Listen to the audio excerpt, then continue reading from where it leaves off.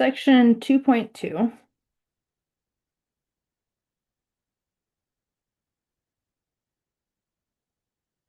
is about the algebra of functions.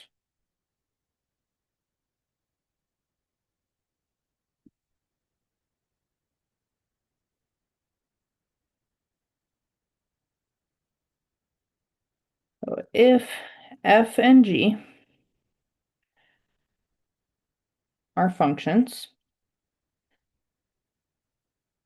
then basically we can do all the same algebraic operations on functions as we do on numbers. So if we have f plus g of x, that's the same thing as saying f of x plus g of x. It's just a nice little shorthand way to write it. If we have f minus g of x, that's like saying f of x minus g of x.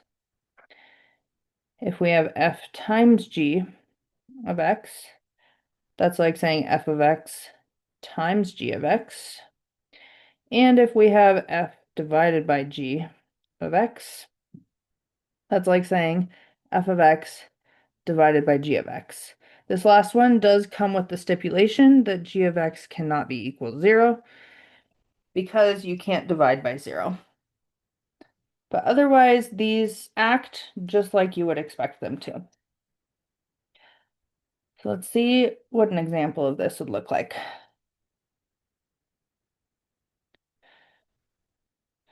Given that f of x equals x plus 1 and g of x equals root x plus 3, find each of the following.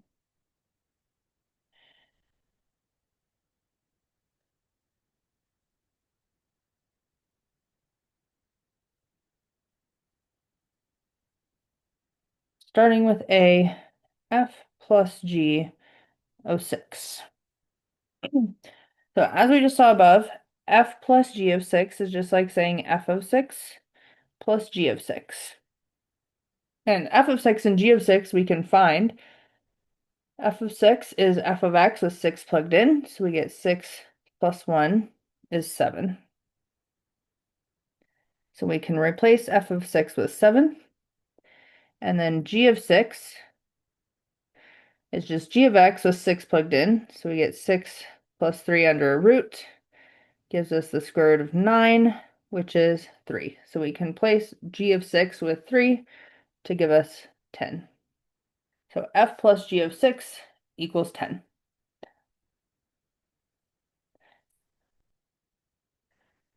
What about f minus g of negative 4?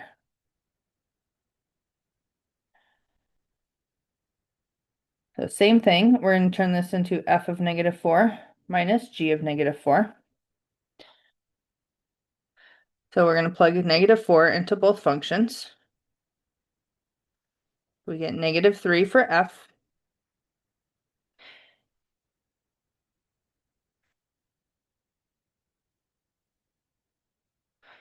And then we get the square root of negative 1 for g. And because in this class we're only using real numbers, we can't actually take the square root of negative 1, so this does not exist. And if anything in our function does not exist, that means our answer does not exist. So that means that negative 4 is not in the domain of this function because we can't plug in negative 4 and get an answer for it. Okay, what about f times g of negative 2? So that's like saying f of negative 2 times g of negative 2. So we can again solve. F of negative 2 is negative 2 plus 1, which is negative 1. We replace it. And then g of negative 2 is the square root of negative 2 plus 1. Sorry, negative 2 plus 3, which equals the square root of 1, which is 1. So then we get negative 1 times 1 is negative 1. And finally, for d, if we do f divided by g, That's like saying f, and I'm plugging 5 into this one, not x. It's like saying f of 5 over g of 5. So if I calculate both of those, I get 6 for f.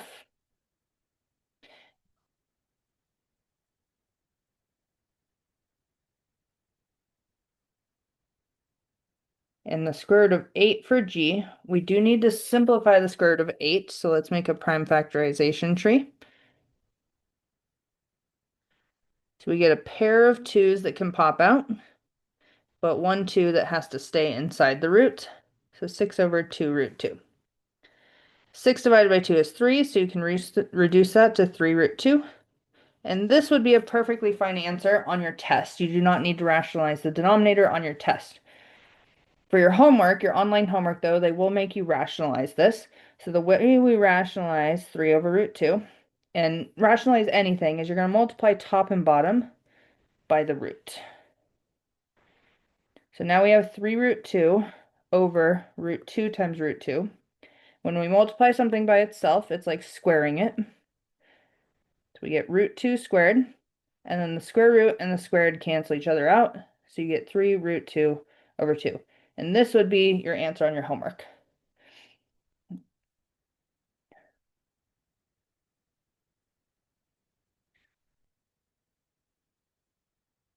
This is if we rationalize the denominator.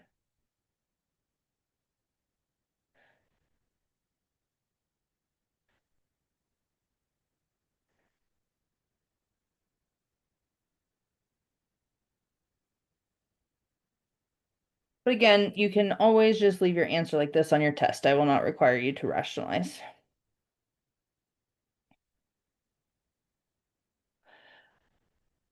So all of these, we were plugging numbers into our x's here.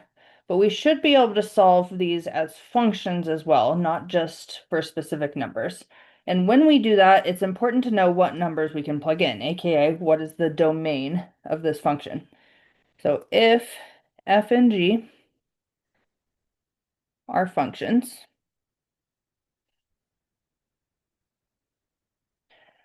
then the domain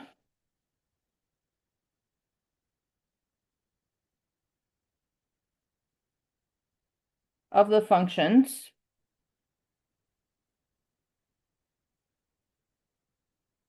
f plus g, f minus g, and f times g is the intersection of the domain of f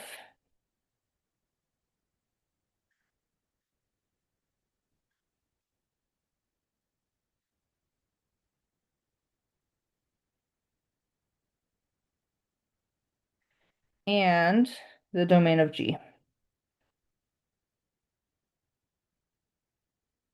When we say the intersection, we mean both of them together. So that's why I underlined and. You're going to take the domain of f and put it together with the domain of g.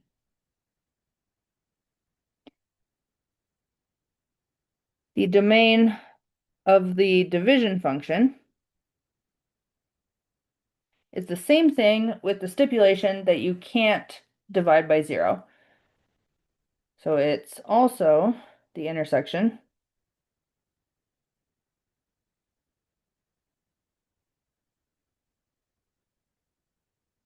with the exclusion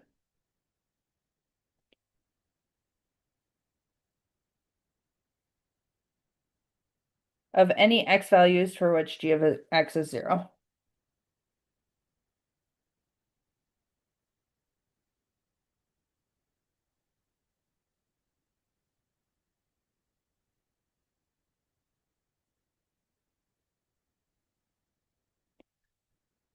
So let's see an example here. Starting with a nice straightforward one.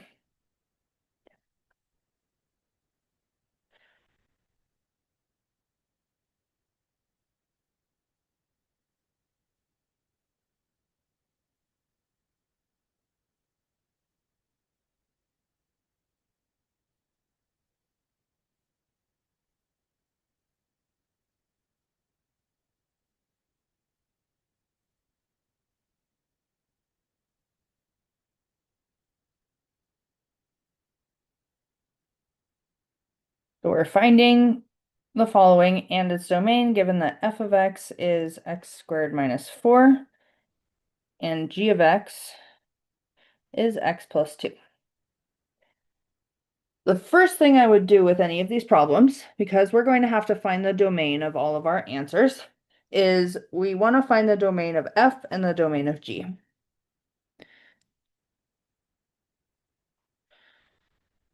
And I would just do this before you even look at the problems. So the domain of f, remember when we're finding domain, we want to exclude anything that comes from the two functions, division of 0 or square roots of negatives.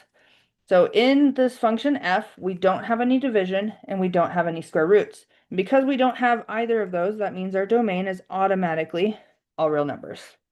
And that's the same thing for g. There's no division and there's no square roots. So our domain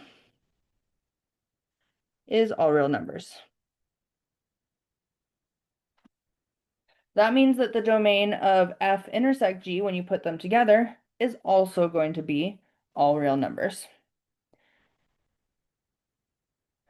So now going on to the problems, the first one is going to be f plus g of x.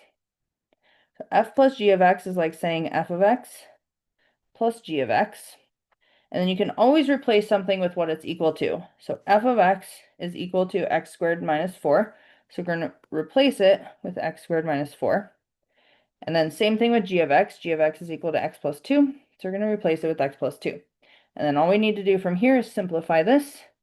So we get x squared plus x minus 2.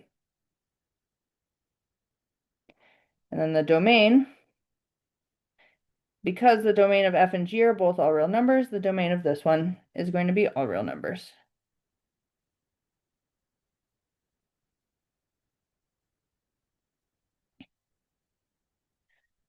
B is g minus f of x. So again, this is like saying g of x minus f of x. So we're going to replace g of x with x plus 2 and replace f of x with x squared minus 4, and then we simplify. So we get negative x squared plus x plus 6. And then the domain again, because our f and g were all real numbers, is going to be all real numbers. It's just as easy as that, putting f and g together.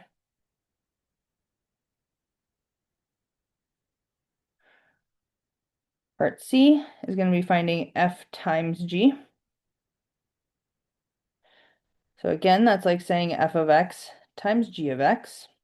So I'm going to replace f of x with x squared minus 4 and g of x with x plus 2. And this time when I multiply, I'm going to have to FOIL this. So we do x squared times x is x cubed. X squared times 2 is 2x squared.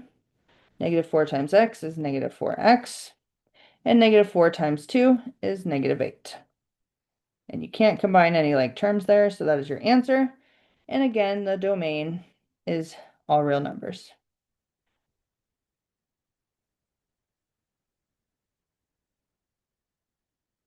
And then let's also see a division one. So if we have g divided by f, that's like saying g of x divided by f of x. And g of x is x plus 2 divided by f of x is x squared minus 4. We can simplify that because we can factor this.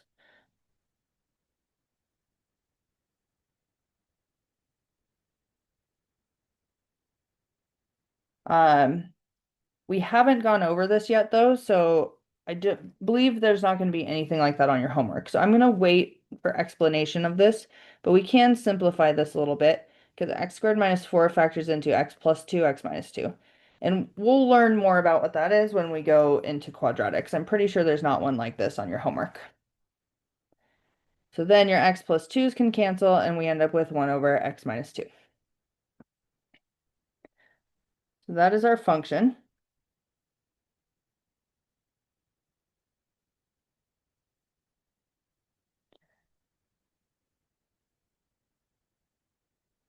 And then the domain of this one's going to be a little bit different because remember, you can't divide by 0. So the function that's in the denominator, specifically f of x, can't be 0. So we're going to set f of x not equal to 0. So that's going to be x squared minus 4 does not equal 0. So we can add 4 to both sides to get x squared does not equal 4. And then we square root both sides to get x does not equal plus or minus 2. So that means we need to skip over positive 2 and negative 2. On a number line, that means positive 2 and negative 2 are going to be open circles, but otherwise we have all real numbers because f and g were both all real numbers. So the domain of this one is going to be negative infinity to negative 2, union negative 2 to 2, union 2 to infinity.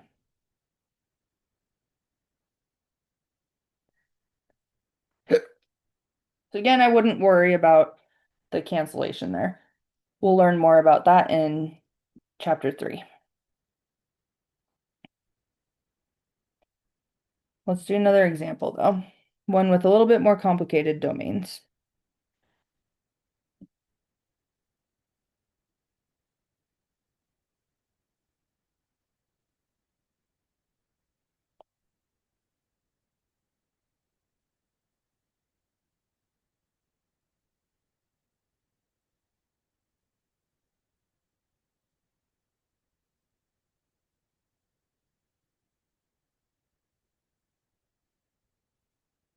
In this case, f of x is going to be 1 over 2 minus x, and g of x is going to be the square root of x. Again, the first thing I would do before I even look at my questions is to find the domain of f and the domain of g.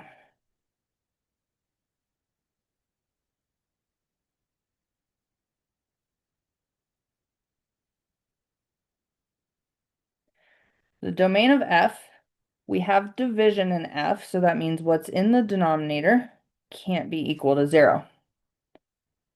So in this case, I can add x to both sides to get 2 does not equal x, or same thing as x does not equal 2. So if we make a number line and we skip over 2, but otherwise have all real numbers, our interval notation is going to be negative infinity to 2, union 2 to infinity. Then the domain of g, we have a square root, which means what's under the root has to be greater than or equal to 0. So putting that on a number line, we're going to have a closed circle at 0, and then it's going to go greater than, so your interval notation is going to be from 0 to infinity. So when we end up putting both of these together, we're going to have 0 to infinity, but we're also going to have to skip over 2.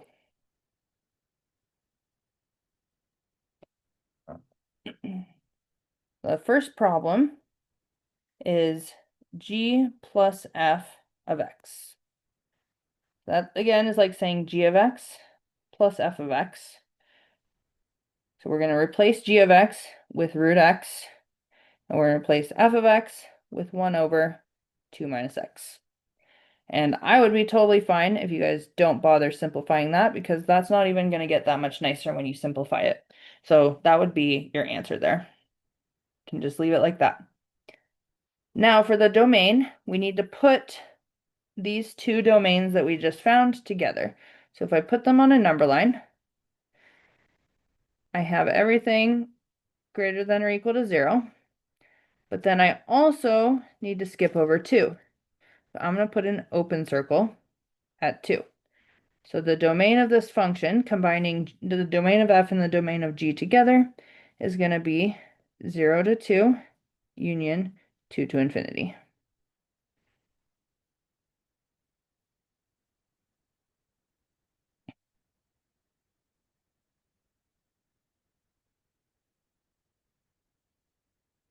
Next one is g times g. So that's like saying g of x times g of x. It does not matter that these two functions are the same thing. We're going to treat it exactly like we just did. So we have the square root of x times the square root of x. When we multiply something by itself, that's like squaring it. So we get the square root of x squared. Square root and the squared cancel each other out. So we get x. So this one is an interesting one for the domain because it looks like this should be all real numbers. However, it matters where we started from. And we started with a g and a g.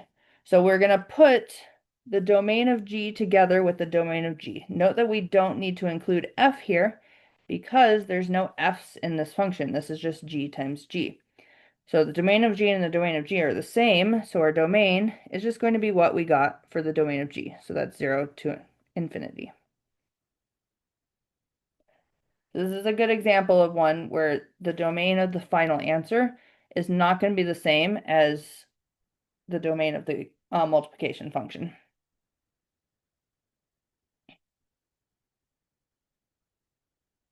So here we can do f plus f of x.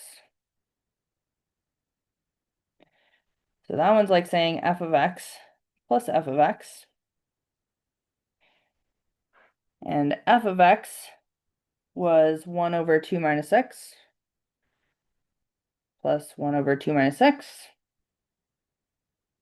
And when we add something to itself, that's like saying twice that something. And simplifying that, we get 2 over 2 minus x. And same thing here. We need to combine the domain of f and the domain of f, but those two are the same thing, so our domain is just going to be the domain of f, which was negative infinity to 2, union 2 to infinity. And that's just something just like the g of x that we found earlier on in the problem. It's that right there.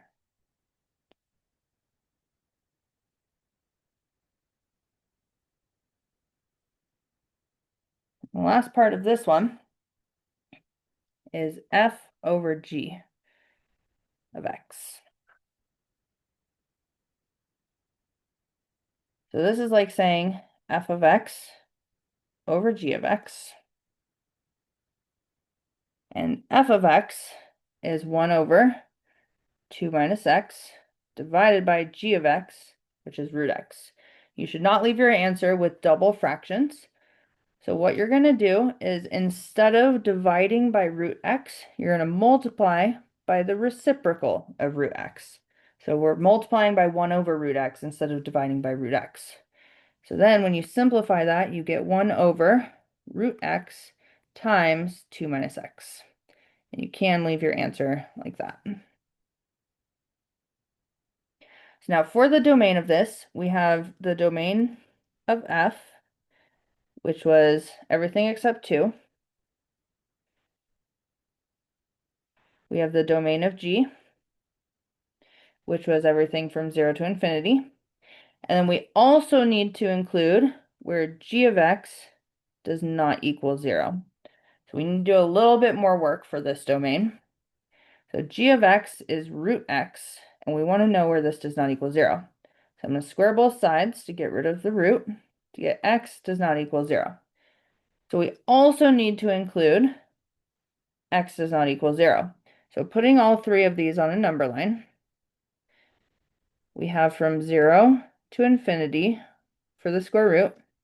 We need to exclude 2 for the f of x, but then we also need to exclude 0 for what we just found. So our domain for this answer is going to be 0 to 2, union 2 to infinity.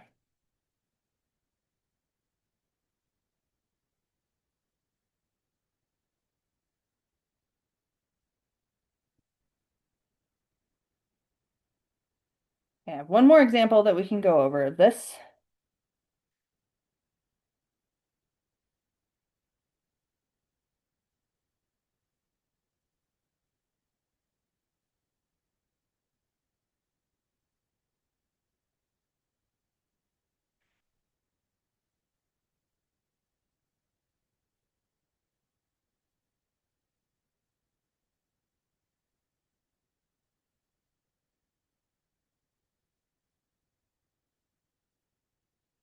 In this case, f of x is going to be 6 over x plus 8, and g of x is going to be 1 over 7 minus x.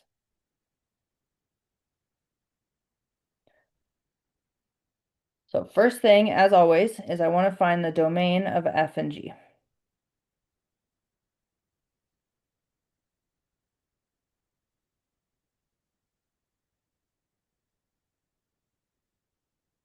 The domain of f, we have division. What's in the denominator can't be equal to 0. So we have x plus 8 does not equal 0. If we subtract 8 from both sides, we get x does not equal negative 8. So putting that on a number line, we basically just need to skip over negative 8, but otherwise it's all real numbers.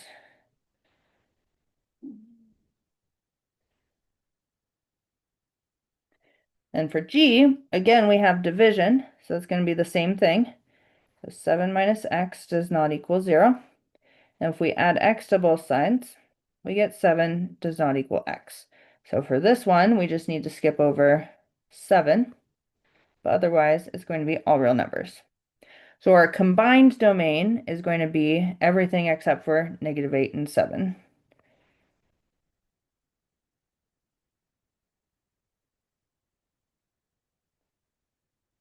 Now let's see the problems. For part A, we're going to do g plus g of x.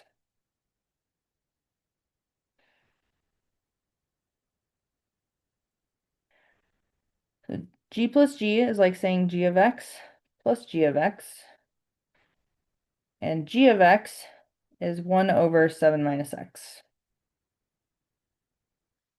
Same thing as before, adding something to itself is like doubling it.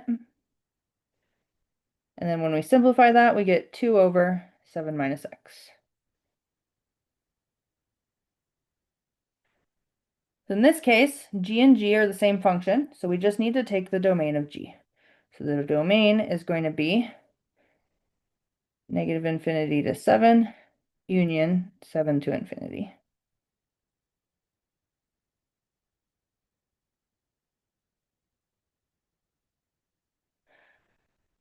Next is g minus f.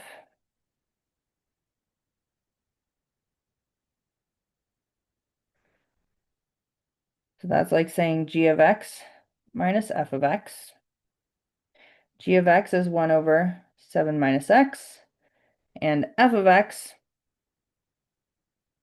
was, 6 over x plus 8. And I will not make you simplify that. So you can just leave your answer like that. For the domain, though, we need to combine g and f together, which means we can't equal 7 and we can't equal negative 8. So on a number line, we skip over negative 8 and 7, but otherwise it's all real numbers. Your domain is going to be negative infinity to negative 8, union negative 8 to 7, union 7 to infinity.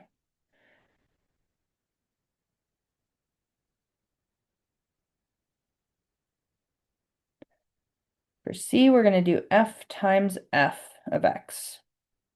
That's like saying f of x times f of x. So f of x is 6 over x plus 8 times 6 over x plus 8. And when you multiply something by itself, that's like squaring it. So when we multiply straight across, numerator and denominator, we get 6 squared over x plus 8 squared, which can reduce to 36 over x plus 8 squared. If you want to multiply out the x plus 8 squared, you can, but as a general rule, we usually leave the denominators factored anyway. So you can leave your answer like that. I would not mark you wrong for multiplying that out, though. So here, both of our functions are f, so we just need the domain of f.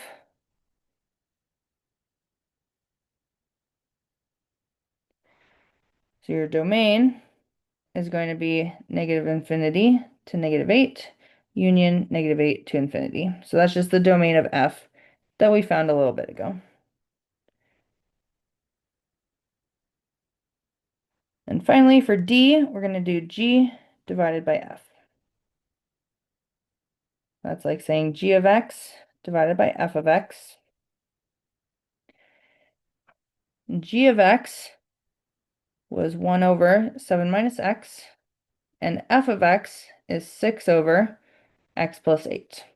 You should not have double fractions in your answers, so we need to simplify this. To simplify double fractions, instead of dividing by a fraction, you're going to multiply by the reciprocal. So we're going to multiply by X plus 8 over 6. So then we simplify that, we get X plus 8 over, if you want to leave this factored, you can, but I'm going to go ahead and multiply the 6 to get 42 minus 6x. And that would be your final answer. Okay, for the domain of this, we need the domain of G and the domain of F, but we also have division. So the domain of G was everything except for 7. The domain of F was everything except for -8.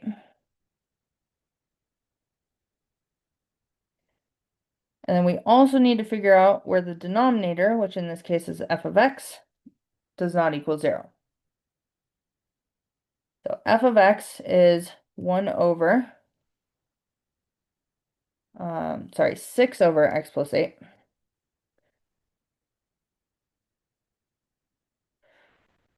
So I'm going to multiply both sides by x plus 8 to get rid of the denominators, because I'd rather not use fractions if I don't have to. And we end up with 6 does not equal 0. And 6 will never equal 0. So this is basically obsolete. We don't need to worry about it, so we just need to combine the domain of f and g together. So our domain, we already saw this in part B, is going to be -infinity to -8, union -8 to 7, union 7 to infinity.